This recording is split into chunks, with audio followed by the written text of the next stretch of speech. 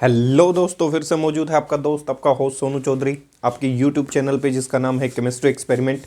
आज का जो हमारा टॉपिक होगा that is called preparation of NaCl की प्रिपरेशन करते हुए नजर आएंगे आज के टॉपिक के आज के वीडियो सेक्शन के अंदर। उम्मीद करता हूँ पीछे के जितने भी वीडियो सेक्शन रहे होंगे वो आपको बेहद पसंद आ रहे होंगे। पसंद आ रहे हैं तो चीज़ों को लाइक करना है, शेयर करना है, सब्सक्राइब करना बिल्कुल भी नहीं भूलना है। जो भी इस वीडियो सेक्शन के माध्यम से मुझे देख रहे हैं, छोटे हो बड़े हों, सभी को हाथ जोड़कर विनम्र भाव से राम राम, सत श्री अकाल, जय हिंद, जय भारत, जय श्री राम। उम्मीद करता हूँ आप स्वस्थ होंगे, मस्त होंगे, बोर्ड एग्जाम की तैयारी कर रहे होंगे। तो हमेशा की तरह अपने वीडियो सेक्शन को आगे बढ़ाने से पहले हमेशा आपको गुदगुदाने के लिए, हंसाने के लिए 4 लाइनें फिर से पेश कर देता हूँ ताकि हम अपने वीडियो सेक्शन को उसी एनर्जी के साथ क्या कर सकें, शुरू कर सकें। ध्यान से सुनना है कि किसी बड़े ही बेहतरीन स्टूडेंट ने भेजा है। आप कह सकते हो जी वो स्टूडेंट बड़े ही पढ़ने में जीनियस टाइप स्टूडेंट है, तो उनकी लिखी हुई 4 लाइनें आपके सामने पेश कर रहा हूँ। ध्यान से सुनना है। लोग एक दिन शराब या सिगरेट पीते हैं तो उन्हें लत लग जाती है, और हमें देखो बचपन से पढ़ाई कर रहे हैं, मजाल है कभी लत लगी हो, इसे कहते हैं कंट्रोल। तो उम्मीद करता हूँ ये चीज़ पसंद आई होगी। भाई लोग शराब पीते हैं, सिगरेट पीते हैं, एक दिन पीते हैं, 2 दिन पीते हैं, फिर उनको क्या बढ़ जाती है, लत लग जाती है, और ये कह रहे हैं जी हम बचपन से पढ़ाई कर रहे हैं, मजाल है कि हमें पढ़ाई की क्या लगी हो, लत लगी हो। तो उम्मीद करता हूँ ये चीज़ बेहद पसंद आई होगी। आज का जो सेक्शन है उसको शुरू करते हैं। That is called NaCl, preparation of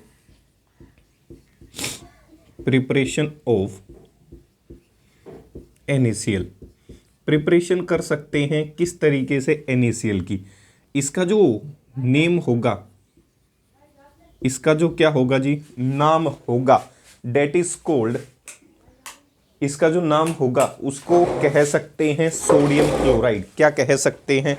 sodium chloride कह सकते हैं। क्या कह सकते हैं? सोडियम क्लोराइड कह सकते हैं। इसका जो केमिकल नेम होगा, माफ़ी चाहूँगा भाई डिस्टर्बेंस के लिए, केमिकल जो नेम होगा that is called sodium chloride. उसे आप क्या कह सकते हैं? सोडियम क्लोराइड कह सकते हैं। ठीक है जी। अब इसके जो कॉमन नेम होते हैं वो आप क्या कह सकते हैं? इसे आप टेबल सोल्ट भी कह सकते हैं, इसे आप रॉक सोल्ट भी कह सकते हैं। ठीक है, सोडियम क्लोराइड कह सकते हैं, it is a chemical name. आप कॉमन नेम पे इसे टेबल सोल्ट या रॉक सोल्ट कह सकते हैं। केमिकल फॉर्मूला हमेशा पीछे हमने ऐसे ही किया है हर चीज़ को। तो केमिकल जो फॉर्मूला रहा होगा, उसका जो फॉर्मूला रहा होगा डेट इज कोल्ड NaCl। क्या रहा होगा भाई? NaCl इसका केमिकल फॉर्मूला रहा होगा। इसकी फिजिकल स्टेट आगे चल के पढ़ेंगे, आपने घर पे देखा होगा, it is a white crystalline solid. कैसा होता है? सॉलिड होता है, और वो भी वाइट रंग के क्रिस्टलाइन का। अब क्वेश्चन ये आता है कि NaCl की प्रिपरेशन आप करेंगे कैसे। तो NaCl की प्रिपरेशन करने का सबसे छोटा सा और आसान तरीका है, वो आपको सिखा देता हूँ। फिर उसे स्टेटमेंटल फॉर्म में लिखना है। ध्यान से सुनना है। आपके जो सी होते हैं, समुद्र होते हैं, उन समुद्र के अंदर आपको पता है अलग अलग प्रकार के सोल्ट मौजूद होते हैं। तो आपने गांव की भाषा की अगर बात की जाए तो आपने देखा होगा पानी लगाने के लिए क्यारियों का इस्तेमाल करते हैं। किसका इस्तेमाल करते हैं? क्यारियों का इस्तेमाल करते हैं। तो ऐसे ही समुद्र के किनारे क्यारियाँ बना दी जाती हैं, सैलो टैंक्स बना दिए जाते हैं, और उन जैसे ही क्यारियों के साथ आपकी जो लहरें हैं वो पानी को लेकर साथ आएंगी, तो उन क्यारियों के अंदर पानी धीरे धीरे इकट्ठा होना शुरू हो जाता है, और उस इकट्ठे हुए पानी को हम क्या करना शुरू कर देते हैं? एवोपरेट करना शुरू कर देते हैं। भाई वाष्पीकरण करना क्या कर देते हैं? उसका शुरू कर देते हैं, जिसकी वजह से उस इंडिविजुअल पानी के अंदर जो सोल्ट मौजूद थे वो तो नीचे रह जाते हैं, और पानी क्या कर जाता है? एवोपरेट हो जाता है, जिसकी वजह से हम आसानी से सोडियम क्लोराइड को वहाँ से क्या कर सकते हैं? एक्सट्रैक्ट कर सकते हैं। तो पहला तो ये हो सकता है। दूसरा, जो भी व्यक्ति मुझे देख रहे हैं, ज़्यादातर लोग राजस्थान से हैं, और वो राजस्थान में उन्हें पता होगा जी, राजस्थान में एक झील है डेट इज कोल्ड सांबर झील, सांबर लेक कह सकते हो। तो आप इनलैंड पानी से भी क्या कर सकते हो? पानी को सोल्ट को क्या कर सकते हो? एक्सट्रैक्ट कर सकते हो। तो सांबर झील से भी आप आसानी से किसका निर्माण करवा सकते हैं? NaCl का निर्माण करवा सकते हैं। तो इसकी प्रिपरेशन में कोई ज़्यादा लंबा चौड़ा हिसाब किताब नहीं है। दूसरा, पीछे हमने सोल्ट की प्रिपरेशन की ही थी, कह सकता हूँ। अगर टेक्निकली भाषा में बात की जाए तो उस तरीके से भी हम सोल्ट की क्या कर सकते हैं? प्रिपरेशन कर सकते हैं। तो सबसे पहले जो प्रिपरेशन है that is from sea water. तो प्रिपरेशन करते हैं NaCl की किससे? सी वाटर से। प्रिपरेशन ऑफ NaCl कहां से? From sea water.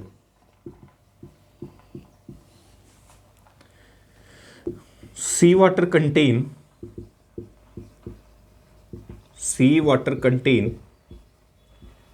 a large number of salts. Seawater contain a large number of salts which are taken in a shallow tank water. Which are taken in a shallow tank. किस में ले लिया जाता है? एक Cello tank, या फिर simple भाषा में कहा जाए तो एक क्यारिया सी बना दी जाती है। Sea water contain a large number of salt which are taken in shallow tank and are allowed to evaporate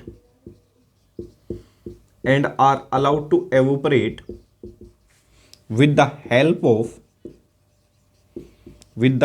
of sunlight, जो किससे ऑब्टेन हुई होगी? सन से।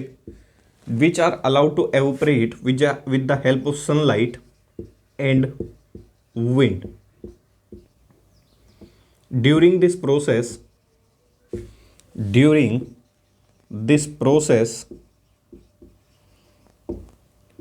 water evaporates. इस विधि के दौरान पानी तो एवोपरेट हो जाएगा। During this process water evaporates and salt of calcium and magnesium are present behind.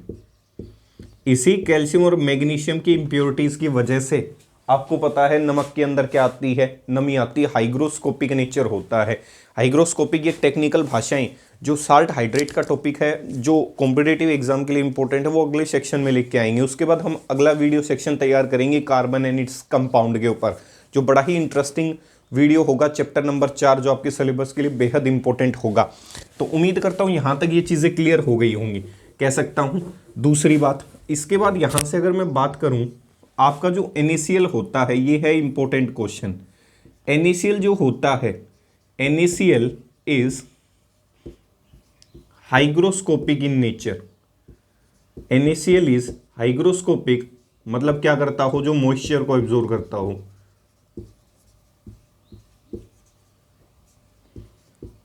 From atmosphere. NaCl is hygroscopic in nature. क्यों? इस वजह से, बिकॉज भाई सेलो टैंक जो थे उसके अंदर से जब आपने सनलाइट और विंड को पास करवाया तो सारी चीजें एवोपरेट हो गई। सिर्फ सोडियम और मैग्नीशियम के जो सोल्ट थे वो इसके अंदर रह गए। किसके अंदर? सोडियम के अंदर। तो सोडियम क्लोराइड रहा होगा, साथ कुछ क्या कंटेन कर रहा होगा? कौन सी इंप्योरिटीज के सोल्ट कंटेन कर रहा होगा? मैग्नीशियम के और किसके? आपके कैल्शियम के। तो NaCl is hygroscopic in nature because it contain impurities. ये शुद्धता नहीं है भाई, ये अशुद्धता है। It contain impurities of calcium chloride and magnesium chloride. Calcium और मैग्नीशियम क्लोराइड की इम्प्योरिटी जो सेलो टैंक में मौजूद रही होगी NaCl के साथ। भाई जब आपने क्यारियां बनाई, वाटर एवोपरेट हो गया, उसके एवोपरेट होने के बाद NaCl रह गया। उस NaCl के अंदर कुछ एक सोल्ट रह गए। किसके हो सकते? वो कैल्शियम के या मैग्नीशियम के। अब आगे पढ़ने पे पता किया गया कि जो नमक है उसके अंदर वेट नेचर रह जाता है, गीलापन रह जाता है। तो लोग कई बार पूछ लेते हैं, पेपर वाला पूछ लेता है, ये हाइग्रोस्कोपिक नेचर किसकी वजह से रहा होगा? तो कैल्शियम और मैग्नीशियम के जो क्लोराइड होते हैं, जो सोल्ट के अंदर इम्प्योरिटी का काम करते हैं, उसकी वजह से नमक के अंदर कैसा नेचर होता है? हाइग्रोस्कोपिक नेचर होता है। तो कह सकता हूं because it contain impurities of calcium and magnesium chloride which is responsible for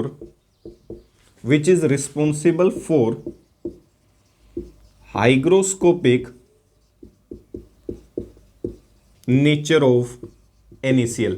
अगर आप ये इम्प्योरिटीज किसी भी तरीके से अगर रिमूव कर सकते हैं या कर सकते हो तो आपका जो नमक होगा उसके अंदर कौन सा नेचर हमेशा के लिए खत्म हो जाएगा? Wetness nature, that is called hygroscopic nature. वो कभी भी क्या नहीं करता हुआ नजर आएगा, नमी पकड़ता हुआ नजर नहीं आएगा।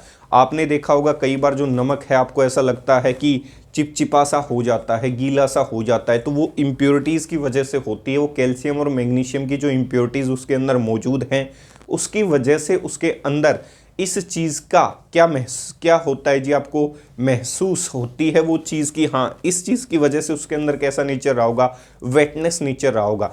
तो आपको सेलो टैंक लेना है, उसके अंदर पानी को डालना है, एवोपरेट करना है, आपका आसानी से किसकी प्रिपरेशन हो जाएगी, आपकी सोडियम क्लोराइड की प्रिपरेशन हो जाएगी। और कुछ एक जब प्रिपरेशन की होगी तो कैल्शियम और मैग्नीशियम के सोल्ट तो नीचे रह गए होंगे, बाकी चीज़ें एवोपरेट हो गई होगी, साथ वाटर रह गए, आपका NaCl रह गया होगा, कह सकता हूँ। इस तरीके से आप आसानी से क्या कर सकते हो, प्रिपेयर कर सकते हो। दूसरा, अगर इनलैंड वाटर की बात की जाए तो आपकी जो सांभर झील है उससे भी आप NaCl की क्या कर सकते हो, एक्सट्रैक्शन कर सकते हो, जो राजस्थान में पाई जाती है। तो इसके आधार पे आप आसानी से चीज़ों को क्या कर सकते हो, एक्सट्रैक्ट कर सकते हो। तो ध्यान से सुनना है इन चीज़ों को कि किस तरीके से आप NaCl की क्या करवा सकते हो, प्रिपरेशन करवा सकते हो। ठीक है जी, इतनी चीज़ क्लियर हो गई कि ऐसे तो इसकी प्रिपरेशन हुई होगी, ठीक है, यहाँ तक किसी को कोई दिक्कत नहीं हुई होगी। इसके बाद दूसरी चीज़ आती है इसके अंदर जो इंपॉर्टेंट होती है, that is called properties, properties of sodium chloride. Sodium chloride की क्या क्या प्रॉपर्टीज रही होंगी, यहां से इंपॉर्टेंट चीजें चलती हैं। तो पहला, हमेशा की तरह कलर एंड स्टेट, उसकी शक्ल और सूरत कैसी रही होगी, colour and state. It is a white, it is a white crystalline, it is a white crystalline, it is a white crystalline ionic solid in nature। White होता है, साथ साथ क्रिस्टलाइन भी होता है, और साथ साथ आयनिक सॉलिड भी होता है नेचर के अंदर। क्रिस्टलाइन का मीनिंग पीछे बता चुके, क्रिस्टलाइन का मतलब होता है एक ऐसी स्पीसीज जिसमें पार्टिकल्स का अरेंजमेंट रेगुलर रहा होगा। रेगुलर अरेंजमेंट का मतलब जस्ट लाइक आपने सॉलिड में पढ़ा था कि पार्टिकल्स का एक प्रॉपर अरेंजमेंट होता है, इसीलिए वो चीज़ सॉलिड अवस्था में दिखाई देती है। तो क्रिस्टलाइन का मीनिंग भी आप उसी तरीके से रिलेट कर सकते हैं, जिसके अंदर पार्टिकल्स का रेगुलर अरेंजमेंट हो जाए थ्रू आउट द स्पेस, उस चीज़ को आप क्रिस्टलाइन कह सकते हैं। एक तो क्रिस्टलाइन है और दूसरा क्या है, आयनिक भी है। इसका मतलब अगर इसके NaCl के एक्वस सॉल्यूशन को आपने तैयार किया तो NaCl का जो एक्वस सॉल्यूशन है वो आसानी से इलेक्ट्रिसिटी को क्या कर सकता है, कंडक्ट कर सकता है। तो इसके एक आयनिक नेचर को एक बार प्रूव कर देता हूं। कई बार पूछ ले कि how would you say that it is ionic in nature, तो इसके आयनिक नेचर को प्रूव कर देता हूं। Ionic nature, proof of ionic nature of sodium chloride. मान लेते हैं जी ऊपर लिखा है, थोड़ा सा टॉपिक और डेप्थ में चलते हैं कि आपको ये प्रूव करना है कि ये आयनिक रहा होगा। भाई कोई चीज आयनिक रहा होगा तो पक्की बात है, पानी में डाल के देख लो, वाइंस में डिसोशिएट हो जाएगा। अगर वो सॉल्यूशन में आयन दे पा रहा है तो आसानी से कह सकता वो क्या रहा होगा, आयनिक रहा होगा। इलेक्ट्रिसिटी को आसानी से क्या कर सकता है, कंडक्ट कर सकता है। तो इसका मतलब क्या कह सकता हूं, in aqueous solution, in aqueous solution और molten state, in aqueous solution और मोल्टन स्टेट आयनिक कंपाउंड्स, जितने भी आयनिक कंपाउंड होते हैं उनकी अवस्थाएं फिक्स होती हैं। एक्वस सॉल्यूशन की बात करें या मोल्टन स्टेट, मोल्टन स्टेट मतलब जस्ट लाइक लिक्विड अवस्था की बात कर रहा होगा। इन एक्वस सॉल्यूशन और इन molten state ionic compound conducts electricity। In aqueous solution or in molten state, ionic compound electricity because in both the cases, because in both the cases it will ionize, it will ionize or it will ionize or dissociated into their respective dissociate into their respective free ions. जैसे ही आप NaCl का aqueous solution तैयार करोगे, NaCl टूट जाएगा, क्या दे देगा, Na positive aqueous में अपनी आयन और Cl नेगेटिव की आयन दे देगा अपने एक्वस सॉल्यूशन में। And these free ions are responsible for conductance of electricity. तो इसका मतलब कह सकता हूं इलेक्ट्रिसिटी कंडक्ट तब हुई होगी जब सॉल्यूशन में आयन आई। आयन तब आई होंगी जब सॉल्यूशन आपका गिवन कंपाउंड क्या रहा होगा, आयनिक। तो आसानी से मैं आयनिक नेचर प्रूव कर सकता हूं किसका, NaCl का। भाई सॉल्यूशन में क्या आई, आयंस, फ्री आयंस। और फ्री आयंस सॉल्यूशन से तब आई होंगी जब पीछे वाला कंपाउंड कैसा रहा होगा, आयनिक। और यही प्रूव करना था कि NaCl कैसा कंपाउंड है, आयनिक कंपाउंड है। आसानी से सॉल्यूशन में क्या कंटेन करवा देता है, फ्री आयन। और फ्री आयन किसी आयनिक कंपाउंड से आई होंगी तो इनडायरेक्टली कह सकता हूं NaCl कैसा कंपाउंड रहा होगा, आयनिक कंपाउंड रहा होगा। तो उम्मीद करता हूं यहां तक ये चीजें पूर्ण रूप से आपको क्या हो गई होगी, क्लियर हो गई होगी। आगे चलते हैं।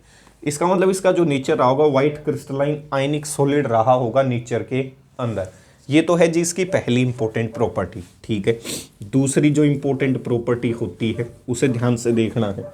दूसरी जो इंपॉर्टेंट प्रॉपर्टी रही होगी उसे आप कह सकते हो सोल्यूबिलिटी, घुलनशीलता। कितना पानी में डिसोल्व हुआ होगा, नियर अबाउट एट 293 केल्विन और 20 डिग्री। नियर अबाउट 20 डिग्री की अगर बात की जाए, लगभग 20 डिग्री की अगर बात कर लेता हूं, या 298 केल्विन की बात कर लेता हूं, तो मान लेता हूं कि मैंने 100 ग्राम का कोई सॉल्यूशन तैयार किया होगा। तो उसे 100 ग्राम के सॉल्यूशन में लगभग 36.5 ग्राम तक NaCl क्या हो सकता है, डिसोल्व हो सकता है। अगर 36.5 ग्राम पूरा डिसोल्व हो गया, डेट इज सैचुरेशन लिमिट, पीछे भी पढ़ाया था। इससे आगे डिसोल्व नहीं हो सकता जब तक आप किसी कंडीशन को चेंज ना करेंगे, जब तक आप टेम्परेचर को चेंज करते हुए नजर ना आए। अगर 36 से कम हो गया तो अनसैचुरेटेड सॉल्यूशन, मतलब और भी सोल्यूट डिसोल्व हो सकता है। अगर मान लो आपने टेम्परेचर को चेंज कर दिया फिर इंडिविजुअल सोल्यूट को डिसोल्व करवा दिया, that is called a super saturated solution. कौन सा, सुपर सैचुरेटेड। तो इसका मतलब क्या कह सकता हूं, near about at 293 kelvin 36.5 gram of NaCl is dissolved per 100 gram of NaCl solution. आपने NaCl का कोई सॉल्यूशन बनाया होगा 100 ग्राम। अगर 100 ग्राम आपने सॉल्यूशन तैयार किया है तो 100 ग्राम में से जो सॉल्यूशन है उसमें 36.5 ग्राम तो NaCl की मात्रा मौजूद रही होगी, और बचा हुआ दूसरा क्या रहा होगा, सोलवेंट। तो इसका मतलब NaCl सोल्यूट और बचा हुआ क्या रहा होगा, सोलवेंट। तो 100 ग्राम ऑफ NaCl सॉल्यूशन। तो ये इसकी सोल्यूबिलिटी कहती है कि भाई जैसे जैसे आप क्या करोगे, आपने देखा होगा जो पानी होता है अगर उसको आप हीट कर दो, गर्म कर दो, तो गर्म पानी के अंदर चीज़ें जल्दी घुलनशील हो जाती हैं। तो जिन सोल्ट्स की सोल्यूबिलिटी, ध्यान रखना है, जिन सोल्ट्स की डिसोल्यूशन, ऐसे सॉलिड्स जिनकी डिसोल्यूशन, जिनके घुलने की क्षमता की वजह से रिएक्शन एंडोथर्मिक हो, उनमें टेम्परेचर बढ़ाने की वजह से सोल्यूबिलिटी क्या कर जाती है, बढ़ जाती है। तो इसका मतलब इंपॉर्टेंट क्या हो सकता है, those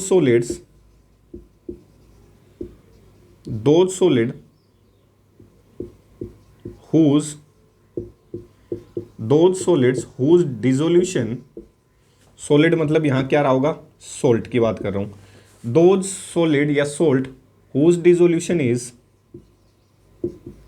endothermic in nature, endothermic in nature का मतलब क्या करे, जो हीट को एब्जॉर्ब करे, पीछे पढ़ाया था endothermic reaction. Those solid whose dissolution is endothermic in nature, their solubility increases with rise in temperature। ये इंपॉर्टेंट है भाई, मोस्ट इंपॉर्टेंट स्टेटमेंट। ऐसे सॉलिड्स, जैसे आपने नमक को साधारण भाषा में समझा देता हूं, आपका जो नमक है उसको उठा के पानी में डाल दो, फिर आपको क्या करना है, महसूस करना है, कंटेनर को हाथ लगाना है कि क्या आपका कंटेनर या जो ग्लास है वो किसी भी प्रकार की हीट को रिलीज कर रहा है या नहीं कर रहा। तो आप देखोगे, महसूस करोगे, जो कंटेनर है वो बिल्कुल गर्म नहीं हो पाता। इसका मतलब जैसे आपने NaCl को पानी में डाला होगा तो उसने हीट को क्या किया, एब्जॉर्ब, ना कि किसको रिलीज किया, हीट को। जैसे चूना पत्थर डाला था हमने क्विकलाइम, सही है, तो उसमें हीट, मटका क्या हो गया था, गर्म हो गया था, या कंटेनर क्या हो गया था, गर्म। तो ऐसे ही NaCl को डाल के देखना है आपके बीकर के अंदर। तो आप जैसे बीकर के अंदर डालोगे तो आपको महसूस होगा कि बीकर गर्म नहीं हुआ है। इसका मतलब उसने सॉल्यूशन से हीट को क्या कर लिया, खुद एब्जॉर्ब कर लिया। अब जो भी सॉलिड या जो भी सोल्ट, किसी सोल्ट की बात की जाए, अगर वो क्या कर सकता है, हीट को एब्जॉर्ब कर सकता है सॉल्यूशन से, तो जैसे ही आप टेम्परेचर को इंक्रीज करोगे उसकी सोल्यूबिलिटी हमेशा पानी में क्या कर जाएगी, इंक्रीज कर जाएगी। तो जब हायर सेक्शंस की तरफ बढ़ोगे तो सोल्यूबिलिटी के अलग अलग केसेस आएंगे। तो आपको ध्यान रखना है, जिन सोल्ट की डिसोल्यूशन एंडोथर्मिक होती है, उन सोल्ट को जैसे ही आप गर्म पानी के अंदर डालेंगे या टेम्परेचर बढ़ाएंगे पानी का, उसकी सोल्यूबिलिटी हमेशा बढ़ती हुई नजर आएगी। जैसे आज आप घर पे जाके अपना एक्सपेरिमेंट कर सकते हैं, एक ग्लास ठंडे पानी का लेना है, एक गर्म का लेना है, और दोनों के अंदर एक चम्मच भर के नमक डाल देना है। तो आपको ये देखना है किसकी सोल्यूबिलिटी ज़्यादा होगी। तो आपको पता है कि आपका जो सोल्ट है वो हीट को एब्जॉर्ब करता है, तो गर्म पानी के अंदर जल्दी डिजोल्व होगा एज कंपेयर टू कौन सा पानी, ठंडा पानी। तो इसका मतलब कह सकता हूँ, जैसे आपने टेम्परेचर बढ़ाया, इंडिविजुअल की सोल्यूबिलिटी भी क्या कर गई, इंक्रीज हो गई।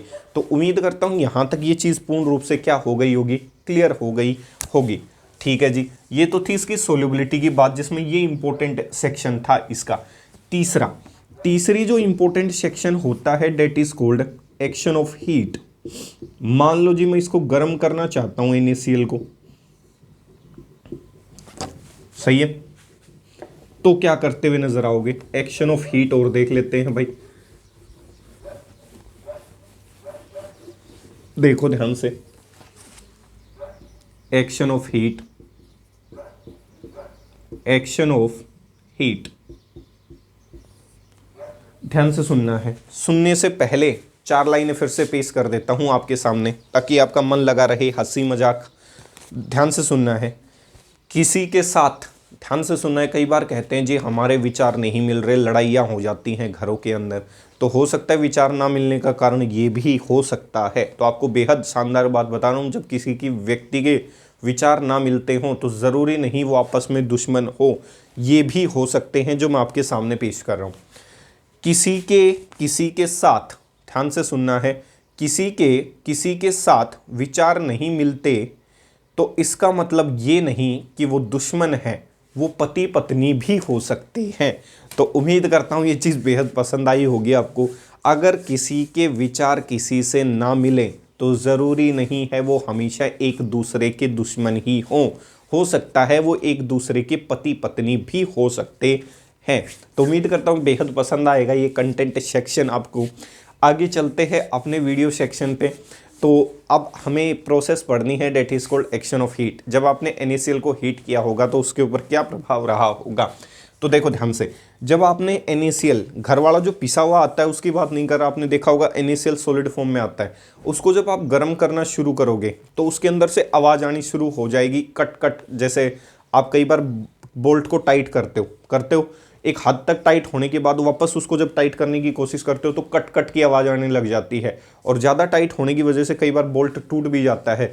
तो ऐसे ही क्रैकलिंग साउंड, उसे केमिस्ट्री में कौन से साउंड कहा जाता है, क्रैकलिंग साउंड। मिश्री लेना है, मिश्री को गर्म करना है, कह सकता हूँ आग के ऊपर लगा लो, और जैसे ही उसको गर्म करना शुरू करोगे तो आपको क्या देखने को मिलेगा। अगर मान लो आपकी जो मिश्री है अच्छी खासी मजबूत अवस्था के अंदर है तो क्रैकलिंग साउंड प्रोड्यूस कर सकती है, कह सकता हूँ।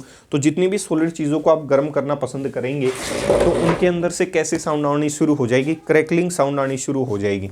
तो एक्शन ऑफ हीट क्या कहता है, एट लो टेम्परेचर, लगभग 0 से 20 डिग्री की बात करता है। एट लो टेम्परेचर जो NaCl है, at low temperature NaCl exist as dihydrate. Low temperature पे जो NaCl है वो डाईहाइड्रेट की फॉर्म में एग्जिस्ट करना पसंद करता है, तो NaCl.2H2 लो टेम्परेचर पे इस फॉर्म में एग्जिस्ट करता है। इसे कौन सी फॉर्म कहा जाता है? सोडियम क्लोराइड की डाईहाइड्रेट फॉर्म कहा जाता है, मतलब कुछ एक वाटर मॉलिक्यूल अपने साथ चिपका लेता है। At low temperature NaCl exist as dihydrate and on heating, और जैसे हीट करोगे and on heating it will produced crackling sound. कैसे साउंड? क्रैकलिंग साउंड, जैसे किसी चीज की टूटने की आवाज आती हो, that sound is a called crackling sound. अगर आपने टेम्परेचर कम रखा, 0 से 20 डिग्री का जो टेम्परेचर है वो रखा, तो उस समय NaCl जो है वो NaCl की फॉर्म में न एग्जिस्ट करके डाईहाइड्रेट की फॉर्म में एग्जिस्ट करेगा। और जैसे ही आप उसे क्या करोगे? हीट करते ही वो कैसे साउंड क्रिएट करना शुरू कर देगा? क्रैकलिंग साउंड क्रिएट करना शुरू कर देगा। ठीक है। चौथी जो प्रॉपर्टी है, action with concentrated sulphuric acid. मान लो आपने NaCl को किससे ट्रीट कर दिया? कंसंट्रेटेड सल्फ्यूरिक एसिड के साथ, तो उस समय क्या होगा? ध्यान से सुनना है उस चीज को भी, ये बड़ा इंपॉर्टेंट है। When NaCl is treated with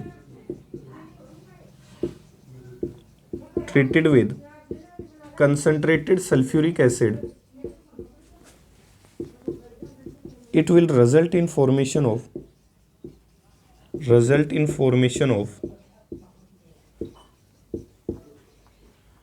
sodium hydrogen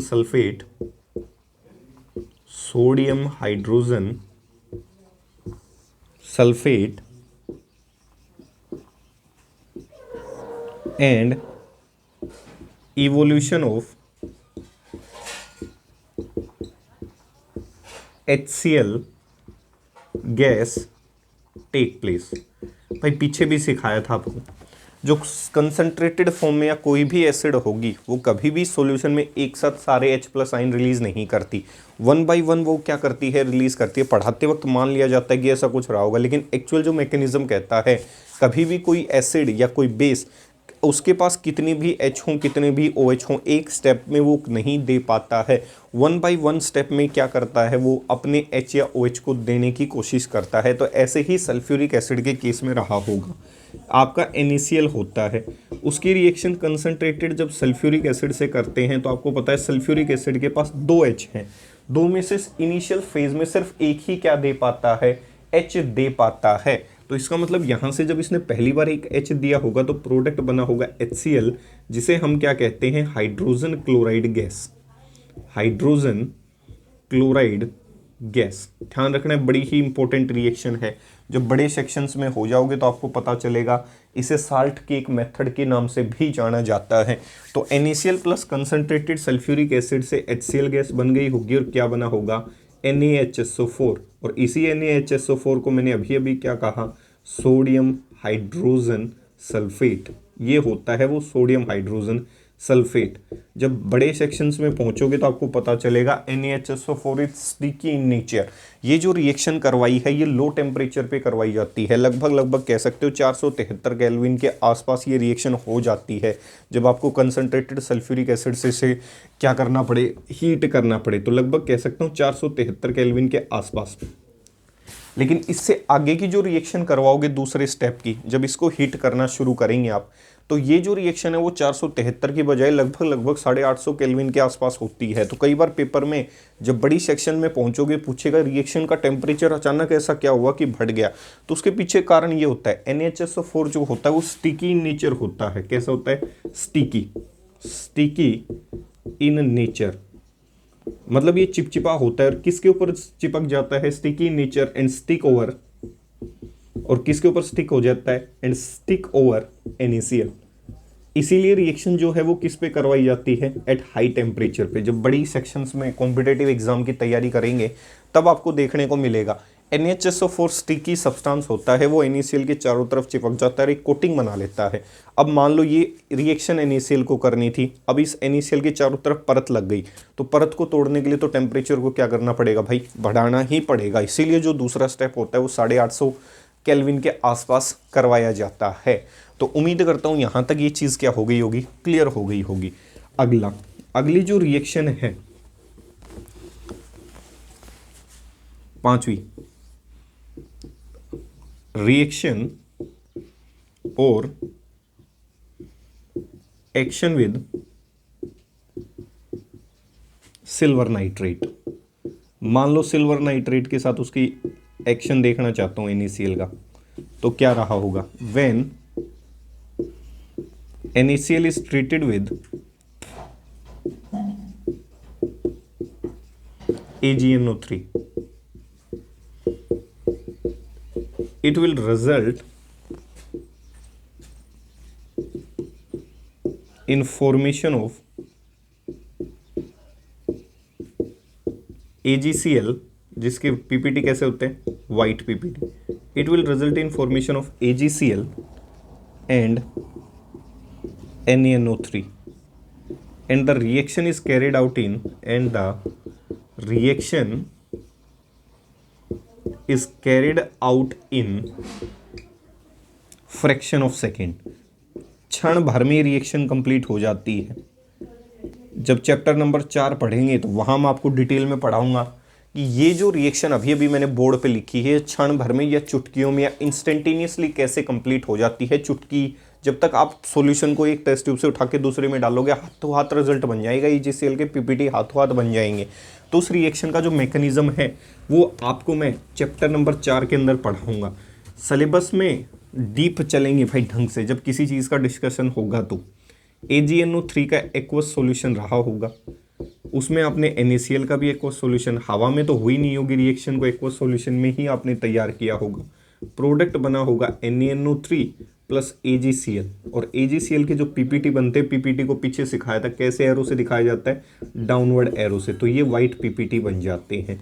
तो जब इसे AgNO3 के साथ ट्रीट किया होगा तो इस तरीके के क्या बने होंगे? पीपीटी बने होंगे। तो उम्मीद करता हूँ ये प्रॉपर्टीज यहाँ तक आपको पूर्ण रूप से क्या हो चुकी होंगी, क्लियर हो चुकी होंगी। ठीक है, आगे चलते हैं। अगर कोई आपसे पूछे NaCl का सॉल्यूशन कैसा होता है, तो NaCl का सॉल्यूशन कैसा होता है, कहीं लिख लेना, neutral. Solution of NaCl is neutral in nature. Neutral होता है भाई, having a pH of 7, having a pH of 7। कैसे? NaCl की साल्ट हाइड्रोलिसिस पीछे करवा चुके भाई, प्रोडक्ट बना होगा NaOH प्लस HCl, ये स्ट्रॉन्ग बेस, ये स्ट्रॉन्ग एसिड, और स्ट्रॉन्ग एसिड और स्ट्रॉन्ग बेस से पीछे ट्रिक बताई थी, सोल्ट हमेशा कैसा ऑब्टेन होगा? न्यूट्रल सॉल्यूशन ऑब्टेन होगा। सही है, कहाँ पढ़ाया था? साल्ट हाइड्रोलिसिस के अंदर। तो इसका सॉल्यूशन पे अगर पीएच का क्वेश्चन आए तो इस तरीके से सोल्व कर सकते। न्यूट्रल सॉल्यूशन मतलब पीएच कितनी? 7, और पीएच 7 का मतलब रंग कैसा रहा होगा? ग्रीन। मतलब पीएच पेपर पे रंग कैसा देखने को मिलेगा? ग्रीन। रंग भी दिखाए थे, कह सकता हूँ पीएच पेपर पे अगर पीएच 7 हो जाती है तो उस समय उस पीएच पेपर पे रंग कैसा देखने को मिलेगा?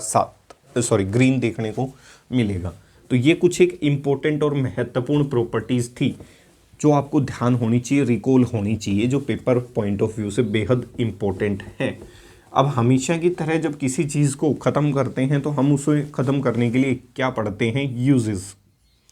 यूजेस ऑफ NaCl, कि NaCl को हम कहाँ कहाँ यूज़ कर सकते हैं। तो एक तो भाई हमारी डाइट का मेन हिस्सा है, main constituent of our diet. हम अपने भोजन के अंदर अच्छा खासा इस्तेमाल करते हैं इसका, NaCl का, चाहे आटा गूँथने की बात हो, सही है, या फिर किसकी बात हो, आपकी सब्जी बनाने की बात हो, तो अलग अलग चीज़ों में हम इसका क्या कर सकते हैं? यूज़। तो मेन कॉन्स्टिट्यूएंट है हमारे डाइट का। It is main constituent, it is main constituent of our diet. हमारी डाइट का अहम हिस्सा है कौन? NaCl।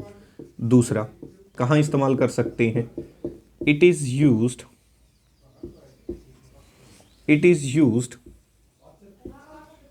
as a preservative,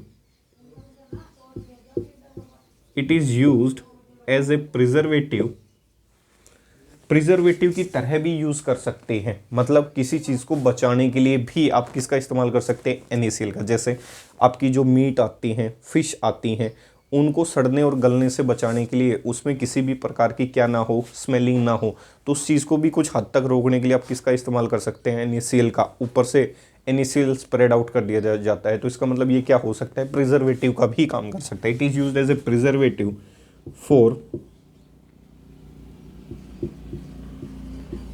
packed fish and meat. जो फिश या मीट पैक होके आते हैं उसके लिए किसका काम कर सकता है, प्रिजर्वेटिव का काम कर सकता है। तो ये इसके कुछ एक क्या है इंपॉर्टेंट यूजेस। दूसरा, it is mixed with ice. ये है भाई इंपॉर्टेंट। इसे आइस के साथ क्या किया जाता है, मिक्स किया जाता है। It is mixed with ice for making freezing mixture. एक बार पेपर में पूछा था फ्रीजिंग मिक्सचर क्या होता है, तो फ्रीजिंग मिक्सचर होता है आइस के अंदर किसको मिला दिया जाए, नमक को।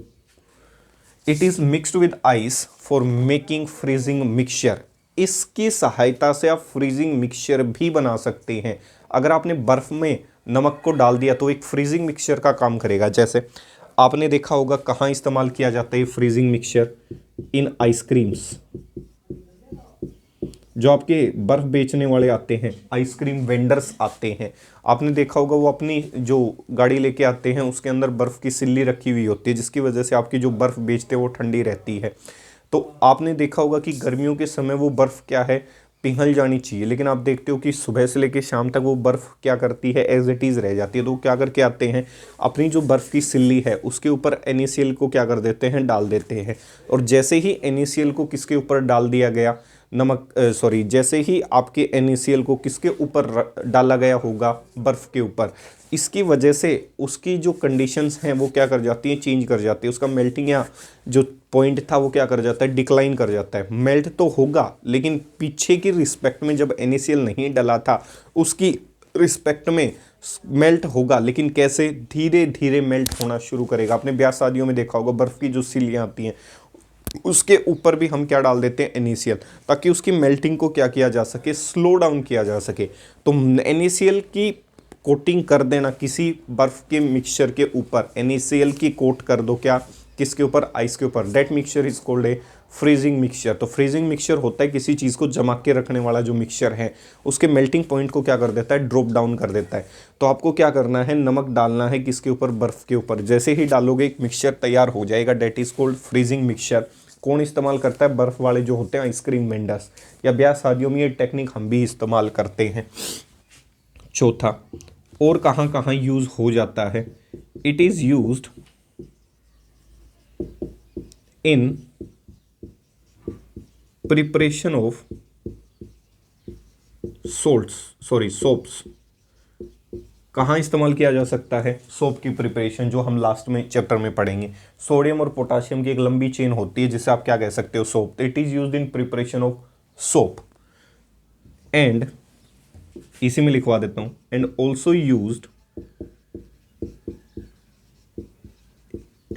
Used in preparation of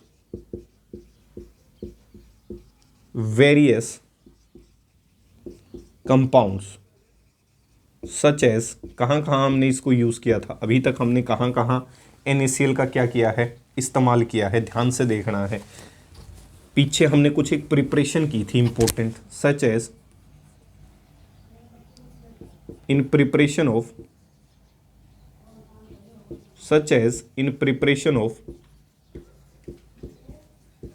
baking soda, सही है, वॉशिंग सोडा कह सकता हूं, ध्यान होगा। NaCl plus H2O plus CO2 plus ammonia, Solvay ammonia process, तो उसमें हमने किसका इस्तेमाल किया था, NaCl का। और एंड इन प्रिपरेशन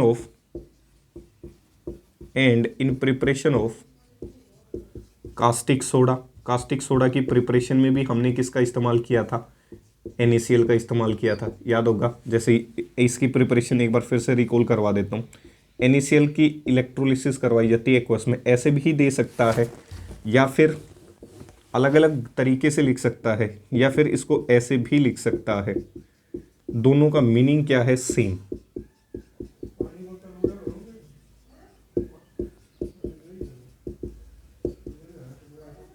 सही है। प्रोडक्ट क्या बना था? NaOH plus H2 plus Cl2। इसका भी प्रोडक्ट क्या बनेगा? NaOH plus H2 plus Cl2। कौन सी प्रोसेस थी?